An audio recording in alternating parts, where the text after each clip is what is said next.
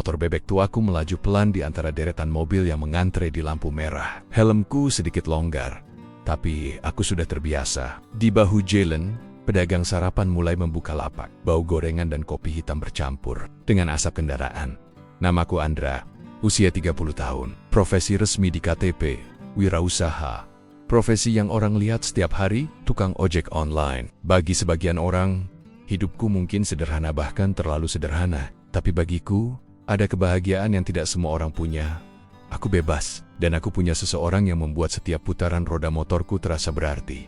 Setelah mengantar pelanggan terakhir di pagi hari, aku singgah sebentar di warung kopi langganan. Bangku plastiknya sudah mulai retak, tapi disitulah aku sering menunggu pesanan berikutnya. Ponselku bergetar. "Hayu, Mas, nanti siang ketemu ya." Aku ada kabar gembira. Aku tersenyum. Ayu wanita yang sudah 2 tahun ini mengisi hariku. Dia bekerja di sebuah perusahaan besar di Surabaya. Penampilannya selalu rapi, dan caranya bicara membuatku merasa dihargai. Meski aku hanya pria dengan jaket ojek di punggung 2 tahun lalu. Aku bertemu Ayu saat dia terlambat berangkat kerja. Aku mengantarnya ke kantornya. Dan entah kenapa, dari perjalanan singkat itu, obrolan kami berlanjut hingga menjadi kisah panjang. Dia tidak pernah menanyakan penghasilanku secara rinci, tidak pernah membandingkan pekerjaanku dengan pekerja kantoran. Dan yang paling kusyukuri, dia tidak tahu bahwa aku sebenarnya pemilik perusahaan tempatnya bekerja. Aku memilih merahasiakannya. Kenapa? Karena aku ingin mencintai dan dicintai, bukan karena uangku. Kami bertemu di sebuah kafe kecil dekat kantornya. Ayu sudah duduk menungguku, mengenakan blazer abu-abu dan senyum hangat. "Aku dapat promosi, Mas," katanya bersemangat. "Sekarang aku jadi asisten manajer." Aku ikut tersenyum bangga. "Wah, hebat sekali. Selamat sayang. Kamu memang pantas." Kami berbicara panjang lebar tentang pekerjaannya. Aku sengaja tidak membocorkan bahwa keputusan promosi itu, tanpa sepengetahuannya, sudah kusetujui minggu lalu dari ruang direksi. Melihat matanya berbinar karena merasa berhasil dengan usahanya sendiri, itu kebahagiaan yang tak bisa dibeli. Sore itu, aku mengantarnya pulang. Di depan rumahnya, dia menatapku dengan ragu. "Mas, nanti aku mau kenalin kamu ke orang tuaku. Aku yakin mereka akan suka sama kamu." Aku tersenyum, meski dalam hati ada rasa was-was. "Kalau kamu yakin, aku juga siap." Waktu itu, aku tidak tahu, janji kecil di pinggir jalan itu akan menjadi awal dari badai besar yang mengubah segalanya. Pagi ini langit Surabaya cerah, dan udara sedikit lebih sejuk dari biasanya. Aku menjemput Ayu ke rumahnya untuk berangkat kerja. Dia punya mobil. Ayu selalu bilang lebih nyaman diantar aku naik motor. "Aku nggak mau macet sendirian di mobil," katanya sambil tersenyum kecil. Dalam perjalanan, kami bercakap tentang hal-hal sederhana, tentang penjual nasi bebek di pojok jalan yang katanya pindah lokasi, atau tentang bunga di pot rumahnya yang mulai layu. Obrolan sepele tapi entah kenapa membuat hatiku hangat. Sebelum Ayu masuk kantor, kami mampir ke warung soto ayam pinggir jalan. Penjualnya sudah hafal pesanan kami. 1 soto tanpa kol, 1 soto dengan kol ekstra. Ayu menatapku sambil mengaduk sotonya. "Mas, kalau suatu hari kita nikah, aku mau kita tetap makan di tempat begini. Biar sederhana, tapi hangat." Aku terdiam sebentar. Aku sudah pernah membayangkan itu ribuan kali.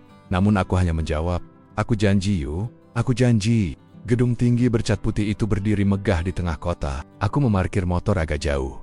Tidak ingin terlalu mencolok di depan pintu utama. "Mas, nanti sore jemput aku ya. Aku mau cerita soal rencana liburan," kata Ayu sambil merapikan rambutnya. Aku mengangguk. "Siap, Nyonya asisten manajer." Dia tertawa pelan, lalu berjalan masuk. Dari balik helm, aku tersenyum melihatnya. Tidak ada yang tahu, termasuk dia, bahwa gedung itu adalah salah satu aset yang kubeli beberapa tahun lalu. Sore itu, langit mulai oranye ketika aku kembali ke depan kantor Ayu. Dia keluar membawa tas dan berlari kecil menghampiriku. "Mas, kita nggak langsung pulang ya? Aku mau kita ke taman sebentar." Kami duduk di bangku taman kota, dikelilingi pepohonan dan suara anak-anak bermain. Dia mulai bercerita tentang liburan yang ingin dia rencanakan. Mungkin ke Bromo, atau ke Malang. Aku hanya mendengarkan, mencoba mengabadikan setiap detik senyum itu dalam ingatanku. Dalam perjalanan pulang, Ayu memeluk pinggangku lebih erat dari biasanya. "Mas, aku bersyukur banget ketemu kamu," katanya pelan di telingaku. Aku tidak menjawab, hanya menyalakan lampu motor dan terus melaju di jalan yang mulai gelap. Di balik jaket ini, aku menyembunyikan satu rahasia besar. Dan aku berharap ketika waktunya tiba, rahasia itu tidak akan mengubah caranya memelukku. Siang itu, aku sedang menunggu pesanan ojek di sebuah trotoar ketika pesan dari Ayu masuk. "Ayu, Mas, malam ini datang ke rumah ya? Aku mau kenalin kamu ke orang tuaku. Aku udah bilang ke mereka tentang kita." Jantungku berdegup lebih cepat. Aku menghela napas, mencoba meyakinkan diri. Aku selalu percaya, kalau kita tulus, semua orang bisa menerimanya. Tapi entah kenapa, ada perasaan aneh di dada seperti awan gelap yang pelan-pelan menutup langit cerah. Malamnya, aku berdiri di depan cermin di kamar kontrakanku. Jaket ojek kulepaskan, berganti dengan kemeja putih lengan panjang dan celana hitam sederhana. Aku tidak punya jas mahal, tapi aku percaya kerapian lebih penting daripada harga pakaian. Sebelum berangkat, aku memandangi foto kecil Ayu di ponselku. Senyumnya membuatku sedikit lebih berani. Rumah Ayu besar, berpagar tinggi, dengan taman kecil di depannya. Lampu terasnya terang, memberi kesan ramah. Tapi saat aku masuk, aku merasa seperti tamu yang sudah diukur dari ujung rambut sampai ujung kaki. Ayahnya duduk di ruang tamu dengan wajah datar. Ibunya tersenyum tipis. Lalu matanya melirik cepat pada sepatu dan jam tanganku mungkin menilai kualitasnya. Kami duduk di ruang tamu. Ayu duduk di sampingku, mencoba mencairkan suasana. "Ayah, Ibu, ini Mas Andra," katanya dengan senyum penuh harap. Ayahnya hanya mengangguk pelan. Ibunya mulai bertanya, "Kerja di mana, Mas?" "Aku ojek online, Bu," jawabku jujur. Hening beberapa detik. Ibunya tersenyum tipis, lalu berkata, "Oh ya," tapi suaranya seperti menahan sesuatu yang ingin diucapkan lebih keras. Setelah beberapa basa-basi, ibunya mulai bicara lebih langsung. "Mas Andra, kalau menikah nanti, bagaimana rencananya menafkahi keluarga? Pekerjaan ojek itu kan penghasilannya tidak pasti." Aku tersenyum tipis, mencoba tetap sopan. "Saya percaya, selama kita mau bekerja keras, rezeki akan selalu ada, Bu." Ayahnya menghela napas pelan, seperti kurang puas dengan jawabanku. Ayu meremas tanganku di bawah meja, memberi dukungan diam-diam. Malam semakin larut. Obrolan ditutup dengan alasan sudah malam dari ayahnya. Tidak ada kata-kata hangat seperti datang lagi, ya yang biasanya diberikan kepada calon keluarga. Di depan gerbang, Ayu menatapku penuh rasa bersalah. "Mas, maaf ya, tapi aku yakin mereka cuma butuh waktu," katanya. Aku tersenyum untuk menenangkannya. Meskipun di dadaku sudah ada rasa nyeri yang tak bisa kuabaikan. Keesokan paginya, aku bangun dengan kepala berat. Bayangan pertemuan semalam terus berputar di pikiranku. Pesan dari Ayu, "Masuk." "Mas, malam ini ayah sama ibu minta ketemu lagi. Mereka mau bicara serius." Hatiku terasa seperti ditarik ke bawah. "Like are serious." Biasanya itu tanda baik. Tapi dari nada Ayu, aku tahu ini bukan kabar gembira. Malamnya, aku kembali ke rumah Ayu.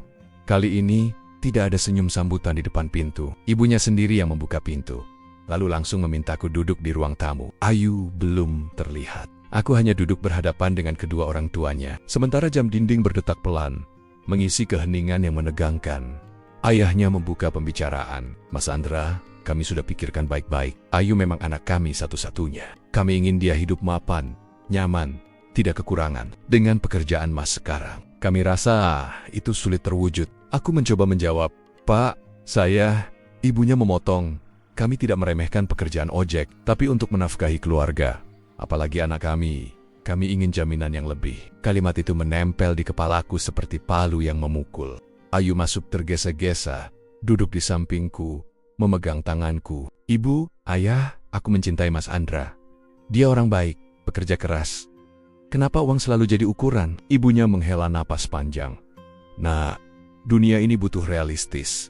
Cinta saja tidak cukup." Aku merasakan genggaman tangan Ayu semakin kuat, seolah dia ingin membagikan kekuatan itu padaku.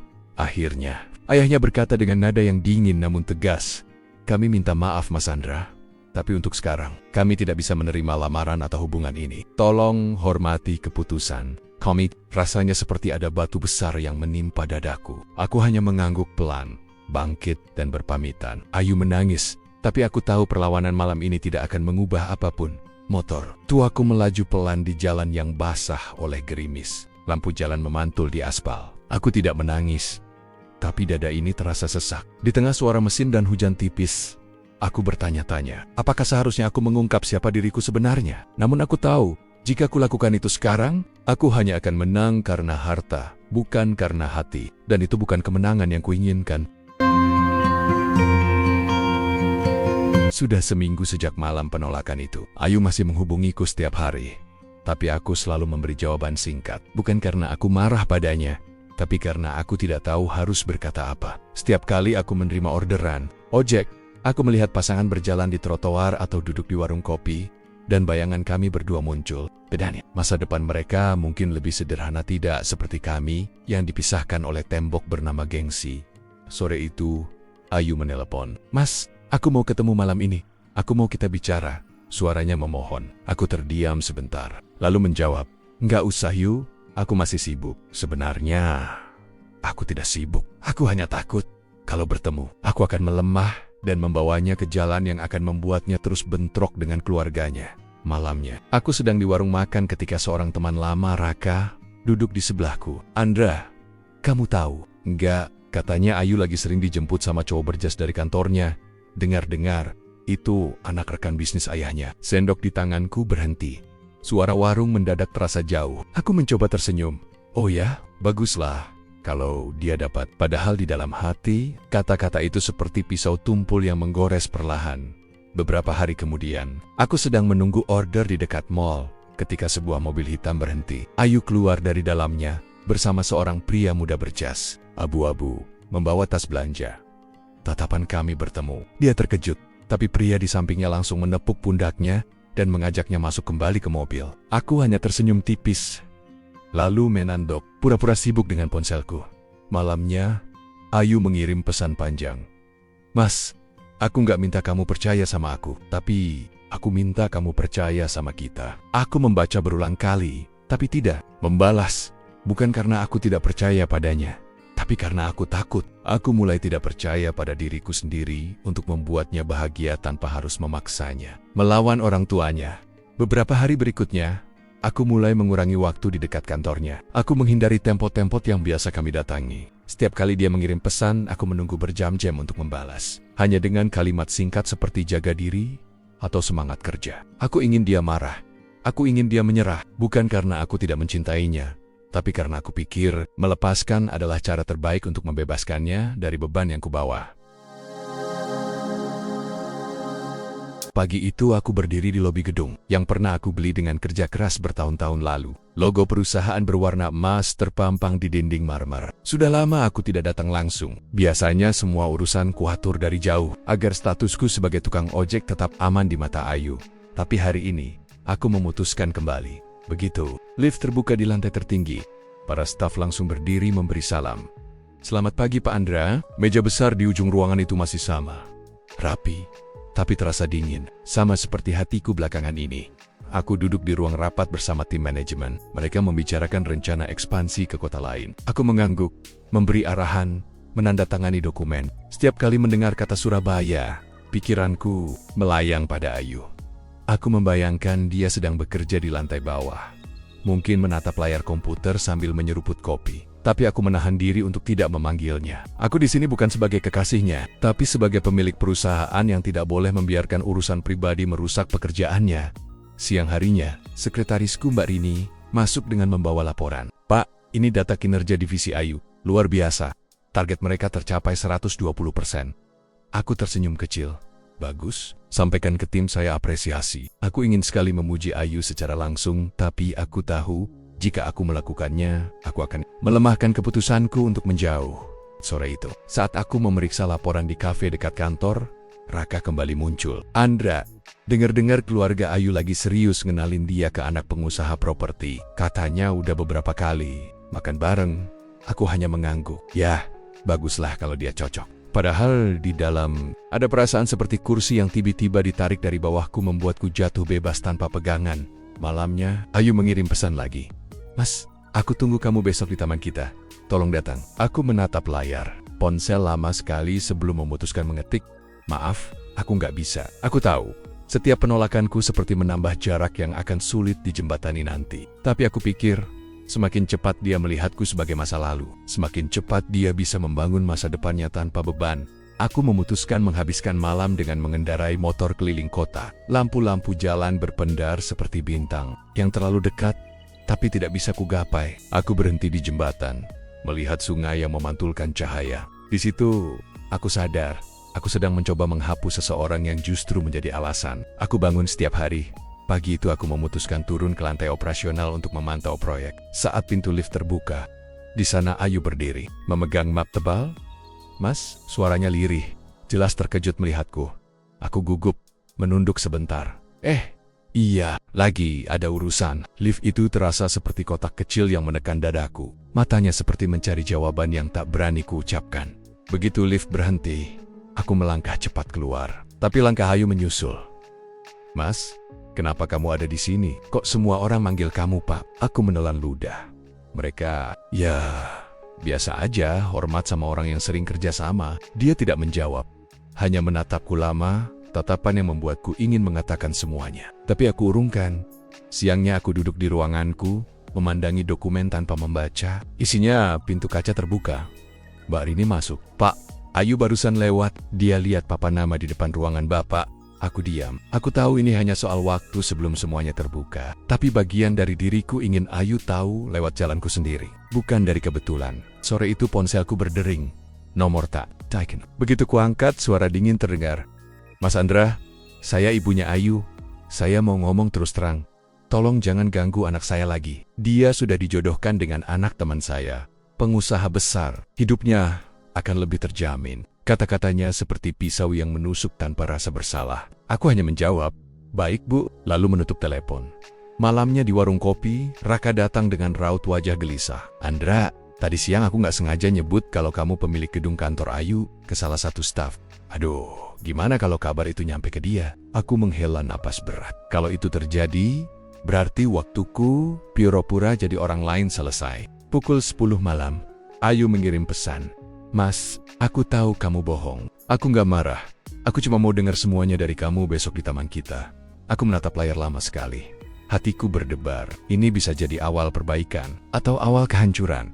Pagi itu Surabaya masih berkabut tipis. Aku berjalan menuju taman kota yang biasa kami datangi. Langkahku berat. Seperti setiap meter adalah pengingat bahwa aku akan kehilangan sesuatu hari ini atau mungkin mendapatkan kembali. Di tanganku ada secangkir kopi panas yang kubeli di warung. Aku ingin membawa sesuatu yang sederhana untuk pertemuan yang rumit ini. Ayu duduk di bangku kayu dekat kolam air mancur kecil. Angin pagi membuat rambutnya sedikit berantakan, tapi matanya tetap fokus padaku. "Aku mau dengar semuanya," katanya pelan. Aku duduk di sebelahnya, memegang gelas kopi itu seperti perisai. "Ayu, semua yang aku lakukan bukan untuk bohong. Aku cuma nggak mau kamu atau keluargamu lihat aku karena uang. Aku pemilik gedung kantor tempat kamu kerja," ucapku akhirnya. Matanya melebar, tapi bukan marah, lebih kecampuran kaget dan bingung. "Kenapa kamu nggak bilang dari awal?" "Karena aku nggak mau hubungan kita dimulai dari kagum sama posisi atau kekayaan. Aku pengen kamu kenal aku sebagai aku." Ayu menghela napas panjang. "Mas, aku nggak pernah lihat kamu cuma karena pekerjaanmu. Tapi aku, kenapa kamu milih diem? Masalahnya, ibuku nggak akan berhenti. Dia udah setujuin aku sama orang lain." Kata-katanya menusuk. Ternyata ini bukan cuma soal rahasiaku, tapi juga soal batas kendali Ayu terhadap hidupnya sendiri. Sebelum aku sempat menjawab, suara langkah cepat terdengar. Seorang wanita parubaya ibunya Ayu datang bersama seorang pria muda, berpakaian rapi. "Andra, jadi ini alasan kamu ngajak ketemu anak saya?" Suaranya tegas, dingin. Pria muda itu menatapku dari ujung kaki sampai kepala, lalu tersenyum sinis.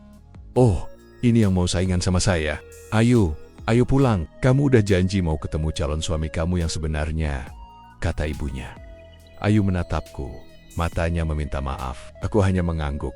"Bu, saya cuma mau bicara sebentar," kataku mencoba menahan. Tapi ibunya sudah menarik tangan Ayu. "Tidak perlu. Hidup anak saya nggak butuh tukang ojek pura-pura jadi bos besar." Mereka pergi begitu saja, meninggalkan aku di bangku itu. Angin pagi yang tadinya terasa sejuk, sekarang seperti membawa dingin yang menusuk tulang. Aku menatap gelas kopi yang sudah dingin di tanganku. Rasanya seperti melihat harapan yang pelen-pelen menguap ke udara.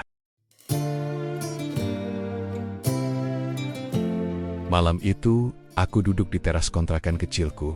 Hujan rintik membasahi jalan depan rumah. Aku memandangi helm dan jaket ojek online yang tergantung di paku dinding, benda yang selama ini menjadi penyamaran, sekaligus pelindung dari pandangan orang. Di kepalaku, suara ibu Ayu terus bergema.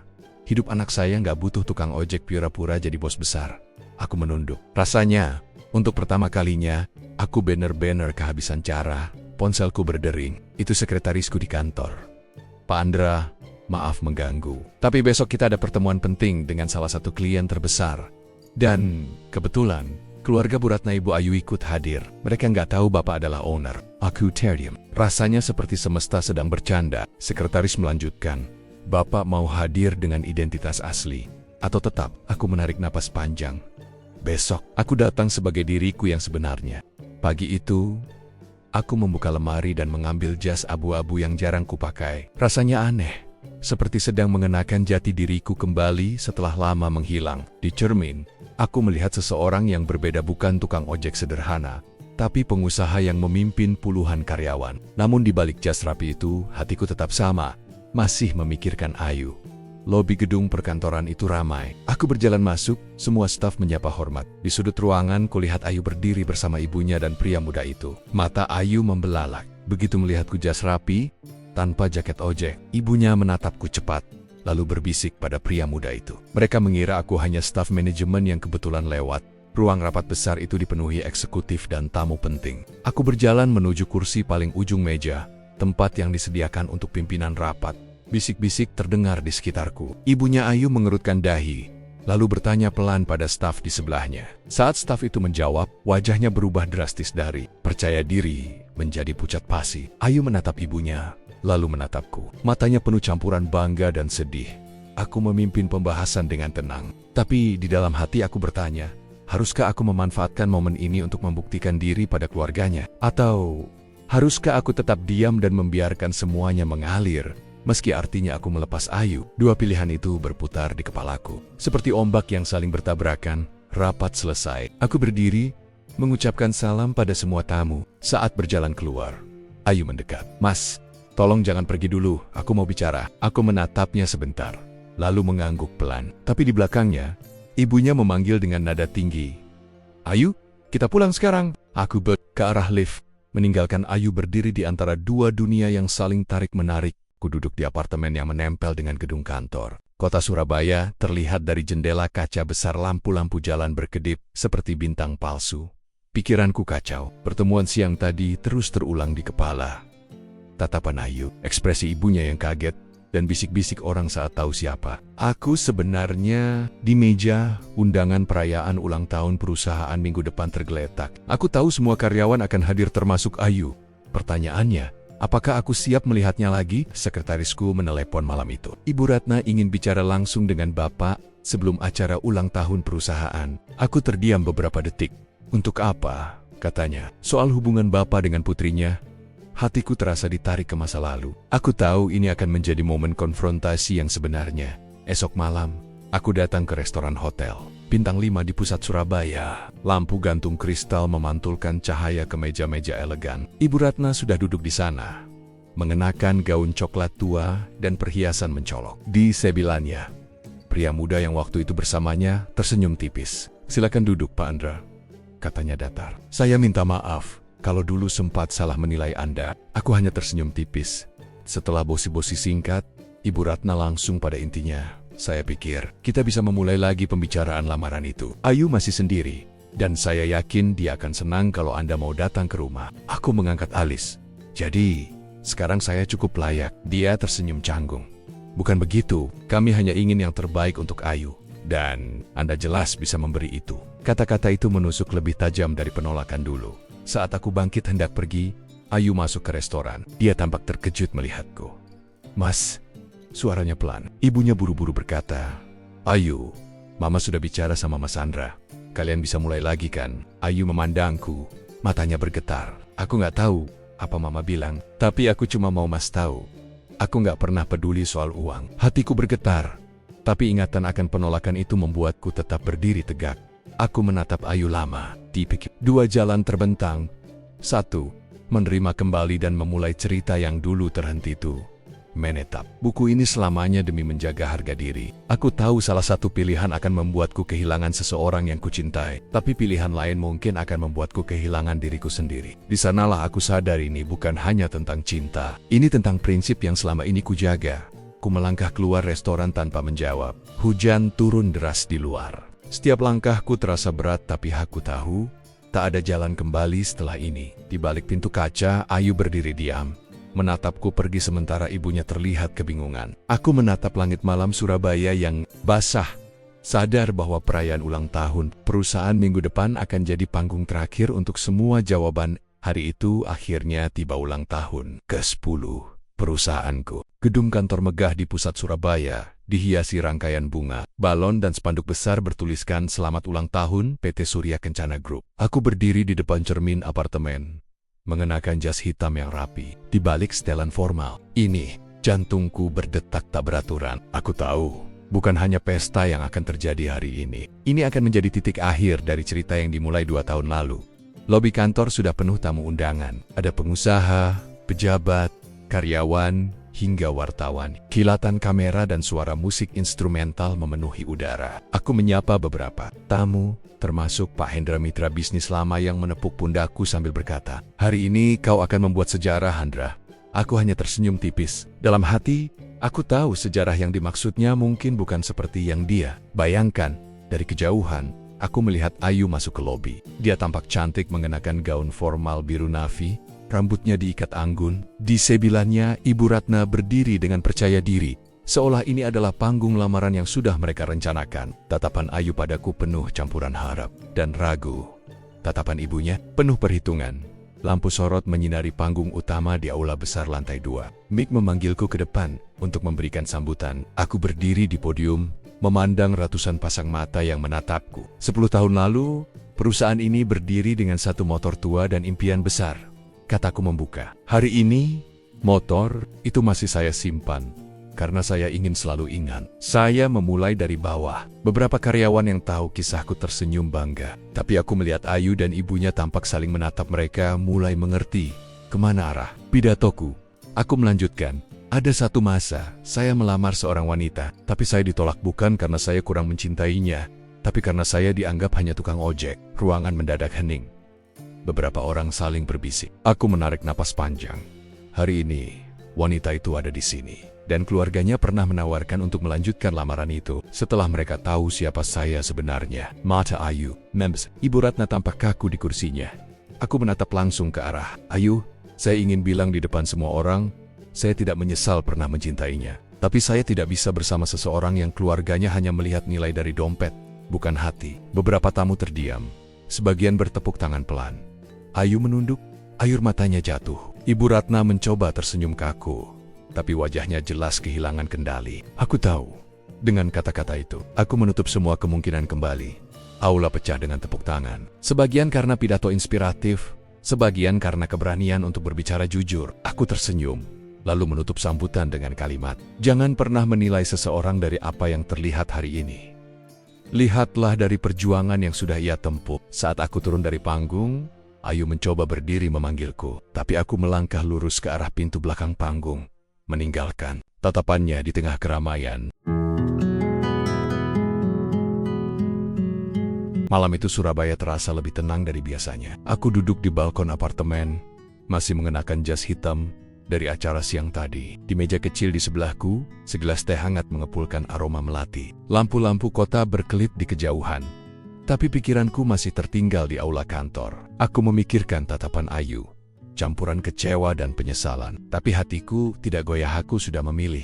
Ponselku berdering. Nama Ayu muncul di layar. Aku menatapnya lama. Nada dering terus berjalan, tapi aku tak mengangkat. Tak lama kemudian, pesan masuk. Aku hanya ingin bicara, walau sebentar saja. Aku menghela napas, lalu mematikan layar ponsel. Bukan karena aku benci, tapi karena aku tahu, membalasnya hanya akan membuka luka lama. Saat membuka laptop, aku menemukan sebuah email tak terduga dari Ibu Ratna. Judulnya, maaf, isinya panjang. Dia mengaku menyesal telah menilai manusia dari profesi. Mengaku malu pada kata-katanya dulu. Dia bahkan menulis, "Kalau saja aku tahu siapa kamu sebenarnya, semua akan berbeda." Aku menutup laptop perlahan. Aku sadar, itulah masalahnya, mereka menyesal bukan karena sikapnya salah, tapi karena statusku ternyata tinggi. Keesokan paginya, Pak Hendra datang ke kantorku. "Andra, aku dengar Ayu ingin berhenti dari perusahaan. Katanya mau ikutmu membangun bisnis yang lebih besar," ujarnya sambil menyerahkan proposal investasi. Aku tersenyum samar. "Pak Hendra, saya tidak membangun bisnis untuk membuktikan apa-apa pada siapapun. Saya hanya ingin hidup tenang, tanpa beban masa lalu." Pak Hendra mengangguk. Tapi aku tahu matanya menyimpan rasa penasaran. Hering, aku mengunjungi panti asuhan kecil di pinggiran kota tempat yang dulu kubantu dayam-dayem sejak masih jadi tukang ojek. Anak-anak berlari menyambutku, memelukku dengan tawa riang. Aku sadar, inilah kebahagiaan yang sesungguhnya. Dihargai tanpa harus menunjukkan title atau harta. Seorang anak kecil menarik tanganku dan berkata polos, "Om, kalau besar nanti aku mau jadi seperti Om, baik sama orang." Aku menahan senyum, merasakan hangat yang tak pernah kudapat dari hubungan yang penuh perhitungan. Malam itu, aku duduk di meja kerja, menulis sebuah surat. Isinya singkat, ditujukan pada Ayu. "Aku tidak pernah membencimu, tapi kita hidup di dunia yang berbeda. Semoga kau menemukan kebahagiaan tanpa harus menunggu orang lain membuktikan dirinya. Selamat tinggal." Aku menaruh surat itu di amplop, tanpa rencana untuk mengirimkannya. Kadang, menulis saja sudah cukup untuk menutup sebuah bab. Keesokan paginya, aku mengendarai motor tua yang menjadi saksi semua perjalanan. Bukan untuk mengantar penumpang, tapi untuk sekadar menghirup udara pagi. Setiap putaran roda mengingatkanku, aku memulai dari nol. Dan aku tetap bisa bahagia tanpa harus kembali ke masa lalu. Surabaya pagi itu terasa indah. Seorang kurir datang ke kantorku, membawa amplop putih elegan. Tertulis, "Pernikahan Ayu dan Rama." Aku menatap nama itu. Rama, sahabatnya sejak kuliah. Hatiku tak bergetar seperti dulu, hanya ada rasa tenang. Aku meletakkan undangan itu di meja tanpa membukanya. Beberapa jam kemudian, rapat besar perusahaan dimulai. Direktur cabang dari Jakarta memujiku di depan semua karyawan. Andra adalah contoh nyata orang yang bekerja keras dari bawah. Tidak semua pemimpin punya kerendahan hati seperti dia. Aku hanya tersenyum kecil. Bagiku, pujian bukan tujuan, yang terpenting adalah bagaimana aku menjadikan perusahaan ini tempat kerja yang manusiawi. Aku melihat beberapa staf yang dulu meremehkanku kini menatap dengan kagum. Sore itu, aku turun ke lobi kantor untuk menutup hari kerja. Di sana, berdiri Ibu Ratna, wajahnya canggung, membawa bungkusan kecil. "Andra, ini kue favoritmu dulu." Aku hanya mau bilang, "Maaf," katanya lirih. Aku menerima bungkusan itu dengan sopan. "Terima kasih, Bu. Semoga Ibu sehat selalu." Tak ada dendam, tapi juga tak ada niat untuk menghidupkan kembali masa lalu. Malam itu, aku menulis surat terbuka yang dikirimkan ke semua karyawan. Lewat email, jangan pernah menilai seseorang hanya dari penampilannya. Setiap orang membawa cerita, perjuangan, dan harga dirinya. Kita bisa memilih untuk menjadi jembatan yang menghubungkan atau tembok yang memisahkan. Pilihlah menjadi jembatan. Banyak yang membalas dengan kata terinspirasi. Aku puas. Beberapa hari kemudian, aku kembali memakai jaket ojek online dan mengendarai motor tuaku. Bukan untuk mencari nafkah, tapi untuk mengingatkan diriku dari mana aku berasal. Di lampu merah, seorang tukang ojek lain menyapaku. "Bang, lama nggak kelihatan. Sukses terus ya." Aku membalas senyuman itu di jalanan. Inilah aku belajar tentang ketulusan.